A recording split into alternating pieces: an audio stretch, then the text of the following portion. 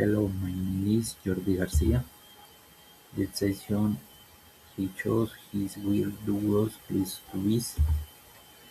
He chose this session because he finds it interesting to learn about tourist places and their culture.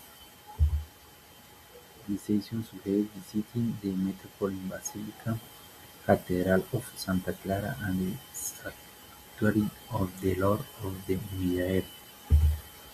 He also recommends Alia Gallardo Square and the nearby museum. Tourist visitors can learn about local history. The places are important because they show the architecture and the tradition of the city. In conclusion, this session is very useful for tourists who want to explore the city. Thank you for attention. Goodbye.